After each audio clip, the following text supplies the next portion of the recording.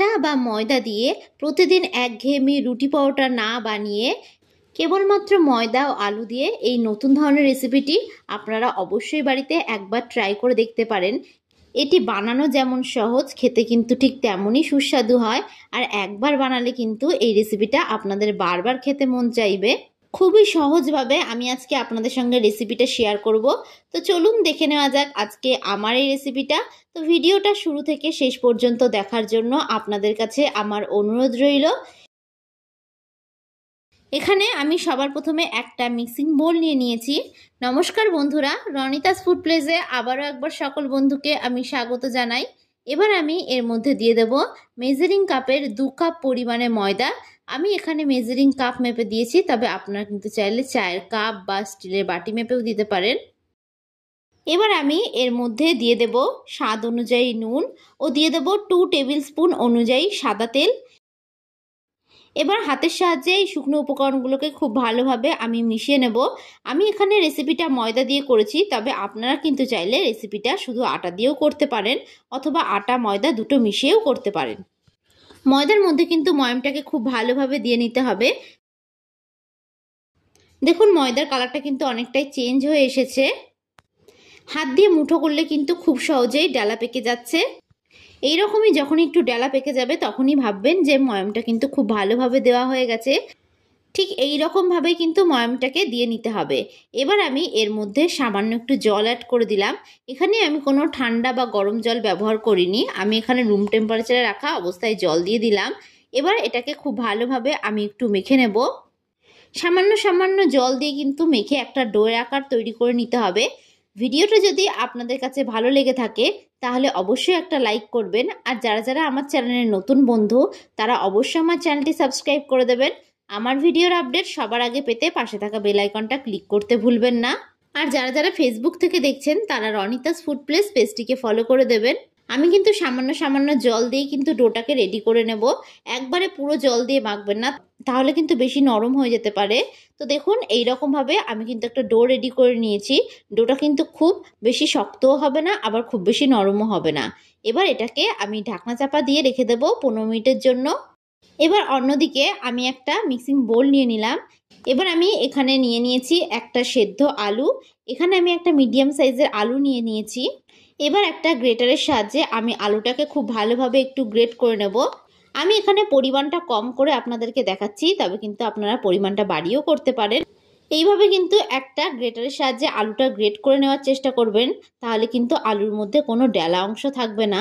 তো দেখুন সমস্ত আলুটাকে ঠিক এইরকমভাবে আমি গ্রেট করে নিয়েছি। এবার আমি এর মধ্যে দিয়ে দিচ্ছি পেঁয়াজ কুচি। এখানে আমি একটা ছোট সাইজের পেঁয়াজকে মিহি করে কুচিয়ে রেখেছিলাম। এবার আমি এর মধ্যে দিয়ে দিচ্ছি ঝালের জন্য কাঁচা লঙ্কা কুচি। ঝালটা অবশ্যই এখানে আপনারা যে যতটা খেতে পছন্দ করবেন সেই অনুযায়ী কিন্তু দেবেন। এবার আমি এর মধ্যে দিয়ে দেব 1 টিস্পুন ভাজা মশলার গুঁড়ো। এখানে আমি গোটা জিরে ও ধনেকে শুকনো কড়াইতে টেলে খুব ভালোভাবে একটু গুঁড়ো করে নিয়েছিলাম। আপনাদের হাতের সামনে যদি ভাজা মশলা না থাকে তবে সেক্ষেত্রে কিন্তু আপনারা এখানে গরম মশলার গুঁড়ো ব্যবহার করতে পারেন। এবার আমি এর মধ্যে দিয়ে দেব সামান্য একটু লঙ্কার গুঁড়ো ও দিয়ে দিচ্ছি স্বাদ অনুযায়ী নুন। নুনটা কিন্তু অবশ্যই আপনারা আপনাদের স্বাদ অনুযায়ী দেবেন। এবার আমি হাত দিয়ে খুব ভালোভাবে এটাকে একটু মেখে নেব। এই রেসিপিটা কিন্তু আপনারা বাচ্চা অথবা বড়দের টিফিনের জন্য অনায়াসে তৈরি করে দিতে পারেন। আর একবার খেলে কিন্তু এর স্বাদ মুখে লেগে থাকবে।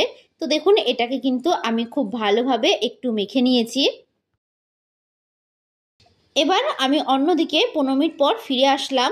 এবার আমি এই ময়দার ডোটাকে আবারও একটু খুব ভালোভাবে মেখে নেব। তো এইভাবে আমি একটু মেখে নিয়েছি।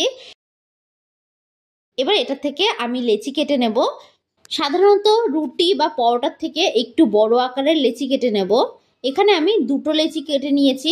এবার একটা লেচিকে হাতের তালু দিয়ে এইভাবে খুব ভালোভাবে একটু গোল করে নেব। এবার এইভাবে একটু চ্যাপ্টা করে নিলাম। প্রথমে একটু গোল করে নেবেন, তারপরে হাতের তালু দিয়ে এইভাবে চ্যাপ্টা করে নেবেন। যেহেতু আমি এখানে 2 কাপ পরিমাণে ময়দা নিয়েছিলাম, সেহেতু এখানে আমি 2টো লেচি তৈরি করে নিয়েছি। আমি আবারও বলছি পরিমাণটা কিন্তু আপনারা কম বেশি করে করতেই পারেন। এবার এখানে আমি একটা চপিং বোর্ড নিয়ে নিয়েছি। এবার এখানে একটা লেচি নিয়ে নিলাম। এবার আমি এর উপর থেকে সামান্য পরিমাণে ময়দা ছড়িয়ে দেব।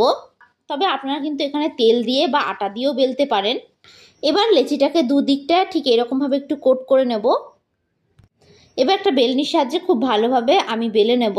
আমি এখানে একটা চপিং বোর্ডের ওপর বেলে নিচ্ছি, তবে আপনারা কিন্তু চাইলে কিচেন স্ল্যাপেও বেলতে পারেন। এইভাবে কিন্তু খুব ভালোভাবে একটু বেলে নিতে হবে। আপনারা যেরকম করে রুটি বা লুচি বেলেন ঠিক সেই রকমভাবে কিন্তু বেলে নেবেন। খুব বেশি পাতলাও করবেন না, আবার খুব বেশি মোটাও করবেন না। তো দেখুন ঠিক এই রকমভাবে কিন্তু একটু বেলে নিতে হবে। এবার আমি এরকম একটা ঢাকনা নিয়ে নিলাম। এবার ঢাকনা দিয়ে আমি ঠিক এইরকমভাবে একটু শেপ দিয়ে নিচ্ছি। এরকমভাবে নাস্তাগুলি তৈরি করলে কিন্তু নাস্তাগুলি সবগুলো একই মাপের হবে আর দেখতে কিন্তু খুবই সুন্দর হবে।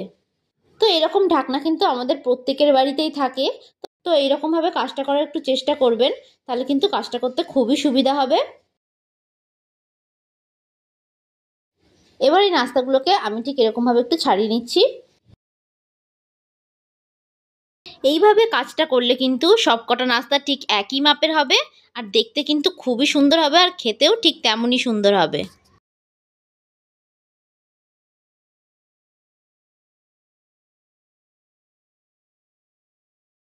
বাদবাকি অংশটাকে কিন্তু আমি ফেলবো না, বাদবাকি অংশটাকেও আমি লেচি করে নিলাম। এবার এটাকে বেলে এটাকেও ঠিক একই রকমভাবে আমি তৈরি করে নেব। তো বাদবাকিগুলো তৈরি করে আমি আপনাদেরকে একেবারে দেখাচ্ছি। তো দেখুন সবগুলোকে কিন্তু ঠিক একই রকমভাবে আমি তৈরি করে নিয়েছি। দেখুন দেখতে কিন্তু খুবই সুন্দর লাগছে আর সবগুলো একই মাপের হয়েছে। এবারে চপিং বোর্ডের ওপরেই আমি বেলে রাখা নাস্তাগুলোকে দিয়ে দিচ্ছি। আমি এখানে চপিং বোর্ডের ওপর সাজিয়ে নিচ্ছি, তবে কিন্তু আপনারা চাইলে যে কোনো থালার মধ্যেও সাজিয়ে নিতে পারেন। এরকমভাবে পরপর করে আমি একটু সাজিয়ে নিলাম। আপনারা যদি এই রেসিপিটা বাচ্চাদেরকে তৈরি করে দেন তাহলে বাচ্চারা কিন্তু খুবই খুশি হয়ে যাবে। দেখুন সবগুলোকে আমি সাজিয়ে নিয়েছি। এবার আমি এর মধ্যে যে আগে থেকে আলুর পুরটা রেডি করে রেখেছিলাম সেটাকে এইরকম ছোট ছোট লেচি করে দিয়ে দেব। সবকটা বেলে রাখা নাস্তার মধ্যে কিন্তু আমি দিয়ে দেব এইভাবে।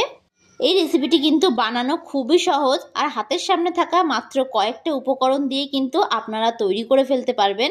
আর এই রেসিপিটি কিন্তু কোনো প্রকার ঝামেলা ছাড়াই তৈরি হয়ে যায়। তো দেখুন সবকটার মধ্যে আমি আলুর পুর দিয়ে দিয়েছি। এবার যে বাদবাকি বেলে রাখা নাস্তাগুলো ছিল সেগুলোকে ঠিক এই রকমভাবে আমি এর উপরে দিয়ে দেব। সবগুলোকে কিন্তু একইভাবে আমি তৈরি করে নেব। এবার এখানে আমি একটা নাস্তা নিয়ে নিলাম। এবার হাত দিয়ে চেপে চেপে মুখটাকে ঠিক এই রকমভাবে বন্ধ করে দেব। চারিদিক ঘুরিয়ে ঘুরিয়ে ঠিক এই রকমভাবে চেপে চেপে একটু মুখটাকে বন্ধ করে দেবেন, তাহলে কিন্তু পুরটা বাইরে বেরিয়ে আসবে না। তো আমি আপনাদেরকে আরও একটা তৈরি করে দেখাচ্ছি। একই রকমভাবে কিন্তু এটাকেও আমি তৈরি করে নেব। ভালো করে একটু মুখটা বন্ধ করে দেবেন, নাহলে কিন্তু পুরটা বাইরে বেরিয়ে আসতে পারে। তো সবগুলোকে আমি তৈরি করে আপনাদেরকে দেখাচ্ছি। তো দেখুন সবকটাকে কিন্তু ঠিক একই রকমভাবে আমি তৈরি করে নিয়েছি। এই রকমভাবে আপনারা একটু এগুলোকে তৈরি করে নেবেন।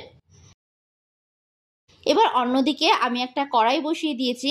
কড়াইটাকে প্রথমে খুব ভালোভাবে আমি একটু গরম করে নেব। কড়াইটা কিন্তু খুব ভালোভাবে গরম হয়ে গেছে। এবার আমি এর মধ্যে বেশ খানিকটা পরিমাণে সাদা তেল দিয়ে দেব। গ্যাসের ফ্লেমটাকে হাইয়ে রেখে তেলটাকে কিন্তু খুব ভালোভাবে একটু গরম করে নেব। তেলটা একটু বেশি পরিমাণে এখানে দিতে হবে। তেলটা কিন্তু খুব ভালোভাবে গরম হয়ে গেছে। এবার আমি একে একে তেলের মধ্যে নাস্তাগুলোকে দিয়ে দেব। সবগুলো একেবারে দেবেন না, অল্প কটা দিয়ে নাস্তাগুলো ভাজবেন, তাহলে কিন্তু নাস্তাগুলো খেতে বেশ সুস্বাদু হবে। এবার গ্যাসের ফ্লেমটাকে মিডিয়ামে রেখে উল্টে পাল্টে আমি মিনিট দুয়েক ধরে খুব ভালোভাবে একটু ভেজে নেব। তো দেখুন দুপিটি কিন্তু খুব ভালোভাবে একটু লাল লাল করে ভাজা হয়ে গেছে। এগুলি ভাজতে কিন্তু খুব বেশি একটা সময় লাগবে না। তো এবার এগুলোকেও তেল ছেঁকে অন্য একটি পাত্রে আমি তুলে নেব। তো বাদবাকিগুলোকেও কিন্তু ঠিক একই রকমভাবে আমি তৈরি করে নেব। ভিডিওটা কেমন লাগলো অবশ্যই কিন্তু আমাকে কমেন্ট বক্সে জানাতে ভুলবেন না। আর আমার ভিডিওটি যদি আপনাদের কাছে ভালো লেগে থাকে তাহলে অবশ্যই একটি লাইক করে দেবেন। আর যারা যারা আমার চ্যানেলে নতুন বন্ধু তারা অবশ্যই আমার চ্যানেলটি সাবস্ক্রাইব করে দেবেন। আমার ভিডিওর আপডেট সবার আগে পেতে পাশে থাকা বেল আইকনটা প্রেস করতে ভুলবেন না। আর যারা যারা ফেসবুক থেকে দেখছেন তারা রনিতাস ফুড প্লেস পেজটিকে ফলো করে দেবেন। তো ভিডিওটা শেষ পর্যন্ত দেখার জন্য আপনাদেরকে আমি অসংখ্য ধন্যবাদ জানাই। তো দেখুন খুব সহজে কিন্তু তৈরি হয়ে গেল ময়দা আলুর নাস্তার এই রেসিপিটি। এটি দেখতে যেমন লোভনীয় হয়েছে, খেতে কিন্তু ঠিক তেমনই সুস্বাদু হয়েছে।